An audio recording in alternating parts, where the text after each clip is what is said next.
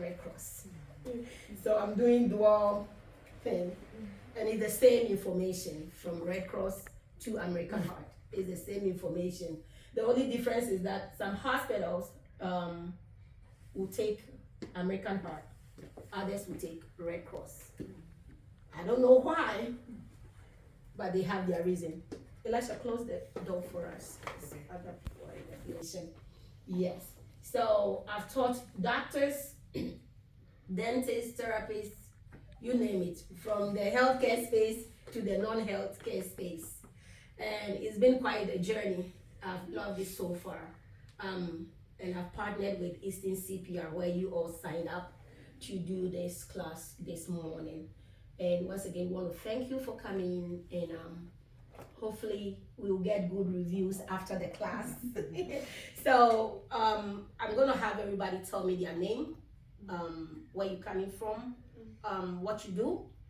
That's why maybe you need this. So I will know everybody's background. So we go from there.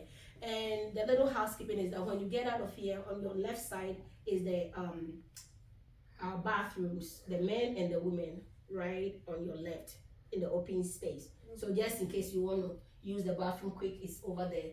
And there's 2 PowerPoint presentations. After the first one, we'll take a 15 minutes break. If you want to stretch, you want to snack on something, you can sit in your car and snack. We don't have a snack room, so you can sit in your car and snack on something, drink something. I mean, you can be drinking something. We just discourage eating. don't eat in the class, please. Yes, because it costs us to clean up. So thank you very much for abiding by our rules and our policies here. So let's start with you, Missy. My name is Georgette. I Georgette. live in Charlotte. I am an AFL provider. So You are what? AFL, assistant family living. Oh, Assistant family living provider. So Okay. I have to get refreshed every so often because I have a living client. So I see. So you own a business or what? You're No, a I don't. caregiver. no, I'm a 24-hour caregiver. So the person lives with me I see. and I take care of him. I see. Daily. So yes. Oh, now I see what you're talking about. Like the mentally challenged people. Yes. Oh, okay, okay. The one I had, he's slightly mental, but his is more so physical. Okay. He's more, but he is slightly. Okay. He has a little mental development as well, but I see. it's more so physical. He's wheelchair bound and all that kind of stuff. But I he see. stays with me Sunday to Sunday, 24/7, I see. stuff like that. So. All right. That's why you need that. So we have to get refreshed I think mine's about to expire, so I gotta get refreshed, I think every 2 or 3 years. Yeah, it's 2 years. 2 years. That's right. Oh, okay. So it's your I think it was 3, I think they just moved it to 2. Okay. I think, cause that's my, it was 3 years. Mhm. Well, no, one was, I think first aid was 3 years, CPR is 2. But I think they just moved both of them to 2 years To 2 now. years. So yeah. Yeah. I just joined them. For me, from American Heart, it's 2 years. It has Okay. always been 2 years. Mm-hmm. But with them, they told me it's 2 years. It's 2. Okay. So Mm-hmm. they've updated it. Yeah. So we're going with the new rules. Exactly. All But right. I'm supposed to have 1 more year, but they said no, they changed it, so you gotta go. Right. Well, welcome. Thank you. My name is Emily. I'm from Charlotte. I'm a Miss nanny. And now So I'm okay. going to be an au pair, so I have to get recertified. Okay. So did your company pay for you or you? They're not paying for me to do the first aid and everything, but I have like concierge and everything that helps me with it that I'm paying for, and they're matching me with my family and everything. Oh, okay. But Okay. You are welcome. Yes. All right. And I know you've told me your name. Yeah, Yes. Chloe. I'm from like the Denver area. Okay. I'm also a nanny, and I'm about to start a job with 3 little babies. So I definitely want this done to make me feel more comfortable. You said Denver? That was a Denver, North Carolina? Oh. I thought you coming here from Colorado just Why would you do that? Okay. Yeah, the first time I heard the name, then I'm like, Where is that at? It's like the north side of Lake Norman. Oh. I thought you were talking about Colorado. That's all I said. I didn't know Oh, it was yeah, Denver. I flew in this morning. I know they got first name in Denver, so I know they did. Okay. yeah, it gets everybody. All right, nice to meet you, Miss Chloe. Yes, ma'am. Hi, I'm Stacy. I'm a teacher and a cross country coach. We get recertified every 2 years, so here I am. Okay. Is your company paying for you? They actually do, but you'll meet Maddie in a second, and she wanted to be CPR certified. So I'm just doing this a year early, so we could do it together. So I paid for the two of us. Oh, okay. Well, nice to meet you, Miss Stacy. I'm Maddie, and I just wanted to get this done because I think I'm gonna try babysitting soon. So. Oh, okay. To babysit. Babysitter is the same as nanny, right? Or that's a different Nanny type is of more like full-time. Yeah, nanny it's is similar more- though, yeah. Babysitting is like a couple hours. You go out a couple hours, like evenings, so like that. Nanny is more kind of like you're there more often. Oh, okay, I see the difference. Okay. Yes, ma'am. My name's Natalie. I'm from like Sherrills Ford, Mooresville area, so like kind of near Denver. Oh, okay. And I'm gonna be a camp counselor, so we have to get started. Camp counselor. Oh, wow. Is it for the summer season thing? Yeah. It's like a seasonal job, right? Yeah. I see. Well, nice to meet you. So is the company paying for you or you just... No, they offer a CPR class, but I paid for this one like separately. yourself? Oh, okay. Nice to meet you. I'm Brooke, and I'm also doing this for being a camp counselor, but I'm from the Charlotte area. Charlotte. Yeah. So that wasn't a big of a drive to come. No, it was like 20 minutes. Oh, too cool. Somebody drove 1 hour. He drove 50 minutes. Yes. Oh, no. Yes, sir. My name is Steve. I'm taking this for the Boy Scouts. I'm a banker by trade. I'm paying for it. Oh, okay. Boy Scout, you said? Yeah. Boy Scout. Boy Scout. Oh, okay, so just like they are going to be seasonal thing, is that the same thing? Is Boy Scout the same as what they are doing? Yeah. I'm an adult leader, so I just kind of supervise. Supervisor, okay. Well, nice to meet everybody. All right. All right. You said Rosalind? Yes, ma'am. Okay. Rosalind. Yes, sir. So we're gonna get started here. And then some of them are pretty much, like I said, there'll be redundancy in some of them, so we're gonna be going past that. All right. So we've already introduced ourselves. So for the completion of this course, it requires everybody to attend, and not just attend. As you are here, you have to participate. So if there's any reason you cannot participate in any of the skills, you would have to let me know so we can see how best we can assist you, because for it to be taken as completed and passed, every skill that we have to demonstrate, you need to participate in it. So, and then after that is every 2 years as they have updated it. All right, so what is your role in an emergency situation? And we have to understand that it can happen at any time to anybody. And then when it happens, your quick response can save the situation or save it from getting to the worst situation. Now I'm gonna watch what emergency role is about. Yeah, it's almost ready. You're gonna get my famous spaghetti and spaghetti sauce. I hope you're hungry. Sophia. Sophia. What's wrong? What's wrong?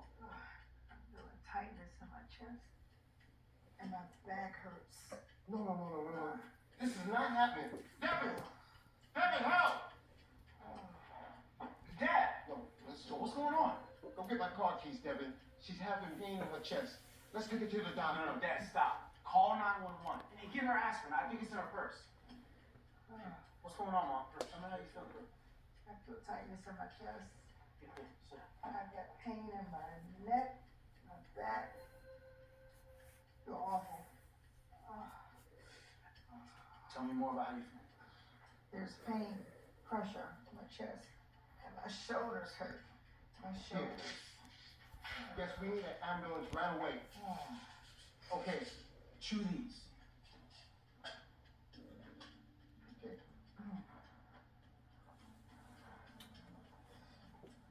Don't worry. Help is on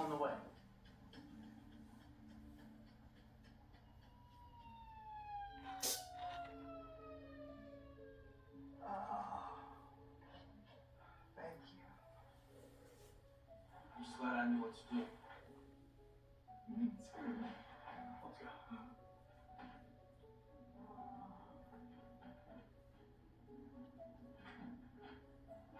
She's gonna be okay, Dad. If you weren't here, I wouldn't have known what to do. Thank you. Let's go.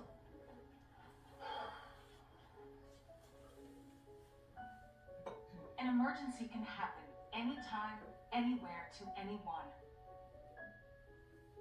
You can be ready.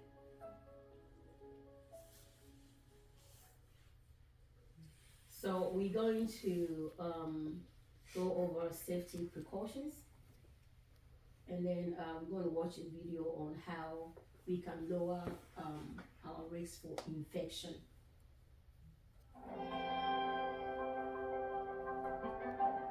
Giving someone first aid means getting up close and hands-on. You might have to touch their blood or other body fluids, and this comes with a small risk of infection if the person is ill. The good thing is, this risk is very low, and there are easy steps you can take to make it even lower, for you and for the person you are helping.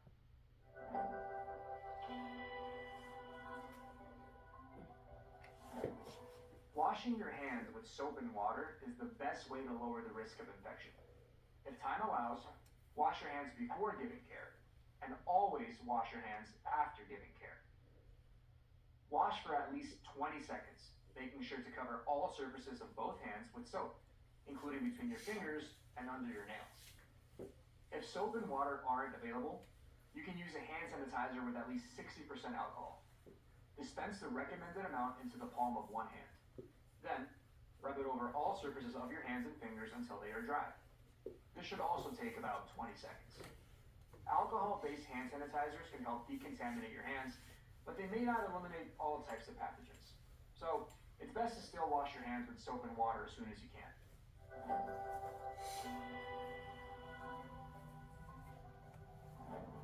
Using personal protective equipment, or PPE, such as latex-free disposable gloves, CPR breathing barriers, masks, and protective eyewear, is another effective way to lower the risk of infection. Latex-free disposable gloves and sometimes other PPE may be included in first aid and bleeding control kits. If possible, wear latex-free disposable gloves when giving care, especially if there is a chance you will contact blood or other body fluids. When you have a cut or scrape on your own hands, and when you must handle items or surfaces soiled with blood or other body fluids. After giving care, used PPE is considered contaminated and should be disposed of properly or disinfected according to manufacturer guidelines. Here are a few more things to keep in mind when it comes to PPE. First, ideally, you'll wash your hands and put on gloves before giving care. But in a life-threatening emergency, it's not always an option. In this situation, do not delay care until you have washed your hands or found PPE. Your risk of infection is still very low, but delaying care could make the risk of a bad outcome much higher. Instead, wash your hands as soon as possible after giving care. Second, when giving care, even if you have PPE on, it's important to think about cross-contamination. Don't touch your mouth or eyes, and be mindful of how much you touch things around you. Germs can spread that way, and the next person who contacts those surfaces could be at risk. And finally, if you are exposed to blood or another body fluid, contact a healthcare professional for advice on what to do next. As a nurse, I work in the hospital setting. I've worked in other settings. I've seen CNAs that would use their soiled gloves, and they forget they have it on their hand. They are scraping their face, they are touching. And that's how, during the COVID time, many, sicknesses were killing the patients because of the cross-contamination. You may not be working in the hospital setting, but I promise you, it's so easy to forget that you have something on your hands and be either, doing something like that. So you always want to be aware that, okay, what do I have on my hands? Always be aware of that. I cannot stress that enough to the CNAs. I'll be like, you still have your gloves on while you're touching your face. Like, oh, and then they'll go and take it off. And then I'm like, that's why you're gonna be sick. And I promise you, some of them are like experienced CNAs. It's not like they are just a new kid on the block. So it's very, very crucial to lower your risk of infection. Doesn't mean you can't work with people. I mean, I love taking care of people and putting smiles on their face, but you have to be aware. I have a little baby at home. I mean, she's 5. She's still my baby. All these are my babies. You know, so I have to be careful that I don't take anything from the hospital and take it back home and go and kill my babies in the process of making money. So always be aware of these things. So like he said, washing of hands should take at least 20 seconds. And as you are working around people, especially our women, it's always good and it's best to keep your fingernails very short. And I know we ladies want to be pretty, you know, put on all the makeups and everything. But if you have chosen to work with people, please. I mean, you can save the prettiness for when you're going for the parties and everything. But most days that you are working, let's keep the false nails off. Because it is one of the best places where germs hide. So, and if you know you're going to be keeping them on, please be sure that within that 20 seconds, you are really going and digging under those false nails and washing, you know, picking it and washing it. So you don't touch the babies you are taking care of, you don't touch the other teenagers, you know, during the camps and all that, you know, and infect them with something. So it's a very, the best practice, in fact, the number one priority for keeping infection under control is hand washing. Even though we might use the hand sanitizers, it should never replace your hand washing. All right. So we're gonna watch this and then we'll all practice the hand gloves. After giving care, remove your gloves properly to avoid contaminating your skin and other surfaces. Here's how to do this. Touching only the outside of the glove, pinch the palm side of one glove near your wrist. Carefully pull the glove toward your fingertips, turning it inside out as you pull it off your hand. Hold the glove in the palm of your other still gloved hand. Next, slip 2 fingers under the wrist of the remaining glove. This time, avoid touching the outside of the glove. Pull the glove toward your fingertips, turning it inside out as you go, with the first glove now contained inside. Dispose of the gloves properly, then wash your hands. In the workplace, follow facility policies for when gloves need to be disposed in a red biohazard waste bag. All right. So Elisha, come. Get the gloves around and let everybody take 2 out of it. We're gonna practice. Let everybody take 2. All right.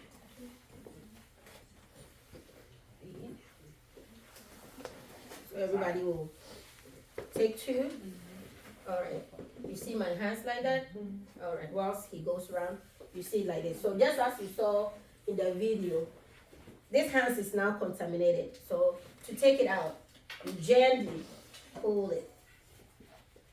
And then you put it into the other hand. And then you use 2. You go inside. This one is not allowing me to use. Okay, there we go. And then gently do that. All right. Let's see everybody do that. There we go. All right. All right. Lasha will come around for it. Okay. There we go. Okay. I'll have you do that. See? Yeah, I'll have you do that again for me. You want to make sure you fold it before you put it to the other hand, so it doesn't happen like that. All right. Let me see you do that. All right. There you go. It's too small for you. I'm sorry. I should have gotten the extra large for you. Next time I'll bring an extra large. And I thought I had the largest. Let's see. And fold it all the way in. There you go. Fold it all the way in. All right. You got it, Mama. Okay. There you go. All right. Gently, so you don't contaminate that hand again. All right. Let's see you do that. You already got it. Okay. There we go. I'm sorry, Mr. Steve. Okay. Put it in. All right. Mr. Steve, as your other hand was touching the other I side. thought I touched it. Yes, so that would be contamination. Give Mr. Steve another glove. I want to see it come in the middle here. I know it's too small for you, but I want to make sure everybody's getting it right.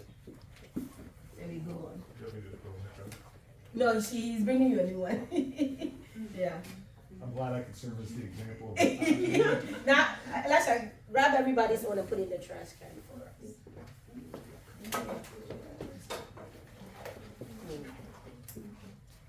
I know. I know. I usually use the extra large. I don't know why. Today that I have an extra large, yeah.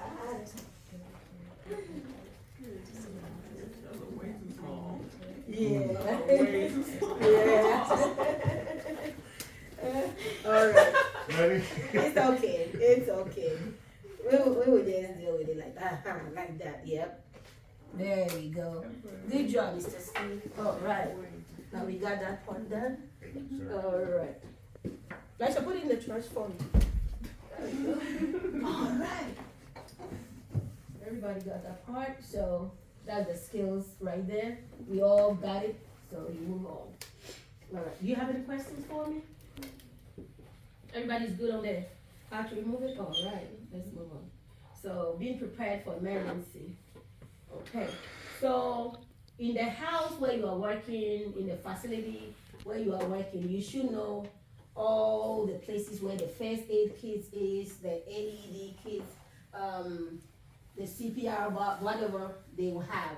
You want to know everything, where everything is kept, because it's crucial in the emergency situation. You know that if somebody say, go get me the AED, you know where to run to and where you have to get those from. So you have to know the actions plan. Every building, every facility, they all have emergency plan, and wherever you are working, you need to know during orientation. That's what orientation is for. Whatever company you are working for, they will take you through a day or two orientation, or even 2 weeks. And emergency plan and all these things are part of the orientation, because they want to make sure the employee knows if they get contaminated, what they should do first, who they will call first or contact first, or where they will go get the AED and how they will get help. So it's very important that you always remember that as you work. So you have to call 911. If you work or live in an area without 911, use a local designated emergency number. If your work facility uses an internal number to activate that, you want to know that number. Because I work with a VA hospital, and yeah, we have internal policemen inside of campuses. So we are not calling 911 outside. Yes, we have their numbers, we know how to call them, and we know the button to activate. So when we are having anybody, a patient misbehaving, we push the button, they are there immediately. So as an employee, you need to know all these things. All right, gaining confidence in the art. Okay, so recognizing an emergency. So when an emergency happens, the first crucial step is recognizing this fact. So you hear loud cries, somebody lying on the ground, visible injury, a sign, something that will let you know that, oh, something is what, not right. So you use your eyes, your ears, your nose, your gut feeling, you'll be alert about the emergency. So once you recognize that emergency, there are ways you can help, but you have to act on it. So you have to be able to know, is it life-threatening emergency? Your decision to act can improve the outcome of that life-threatening emergency. A person having a life-threatening emergency may be unresponsive, number one. When you are shouting, are you okay? They are not responding. It means they are unresponsive. They are responsive, but not fully awake. Meaning, you tell them, hey, are you okay? Huh? They can respond something, but they are not fully alert for you to tell you, I need help. That's what that means.